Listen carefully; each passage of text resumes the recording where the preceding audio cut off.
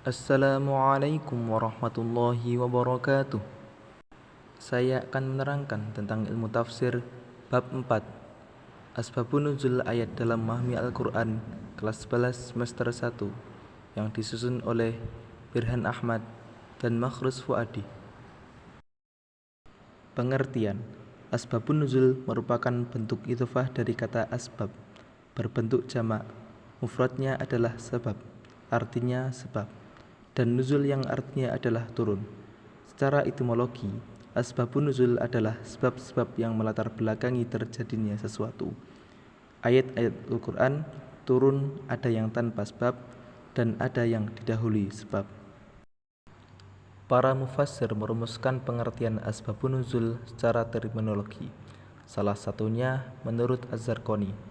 Beliau mendefinisikan asbabun nuzul yaitu sesuatu yang turun, satu ayat atau beberapa ayat yang berbicara tentangnya atau menjelaskan ketentuan-ketentuan hukum yang terjadi pada waktu terjadinya peristiwa tersebut. Susunan atau bentuk redaksi asbabun nuzul. Ayat yang berasbabun nuzul ada yang secara tegas tergambar dalam ayat, dan ada pula yang tidak dinyatakan secara jelas dalam ayat yang bersangkutan. Ayat yang secara tegas menyatakan asbabun nuzul antara lain tergambar dalam ayat yang memuat kata-kata yas'alunaka, yang artinya mereka bertanya kepadamu, atau yastaftunaka, yang artinya mereka meminta fatwa kepadamu. Sedang ayat yang tidak muat secara tegas asbabun nuzulnya dipelajari melalui hadis. Sikap para mufassir terhadap riwayat asbabun nuzul.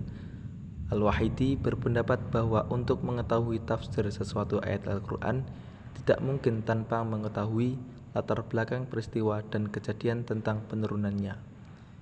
Ibnu Daqiqul Aid berpendapat bahwa keterangan tentang kejadian turunnya ayat merupakan cara yang kuat untuk memahami makna ayat Al-Quran. Juga Ibnu Taimiyah berpendapat bahwa mengetahui asbabun nuzul ayat menolong kita memahami makna ayat, karena mengetahui kejadian turunnya itu memberikan dasaran untuk mengetahui penyebabnya. Faedah atau manfaat mengetahui asbabun nuzul. Yang pertama, memberi petunjuk tentang hikmah yang dikehendaki Allah atas apa yang telah ditetapkan hukumnya. Yang kedua, memberi petunjuk tentang adanya ayat-ayat tertentu yang memiliki kekhususan hukum tertentu. Yang ketiga, merupakan cara yang efisien untuk memahami makna yang terkandung dalam ayat Al-Quran. Yang keempat, menghindari keraguan tentang ketentuan pembatasan atau al-hashr. Yang kelima, menghilangkan kemuskilan memahami ayat. Yang terakhir, membantu memudahkan penghafalan ayat dan pengungkapan makna yang terkandung di dalamnya. Sekian dari materi yang telah saya paparkan tadi. Jika ada yang kurang jelas, silahkan bertanya di kolom komentar. Terima kasih. Ihdinas shiratal mustaqim. Tsumma assalamualaikum warahmatullahi wabarakatuh.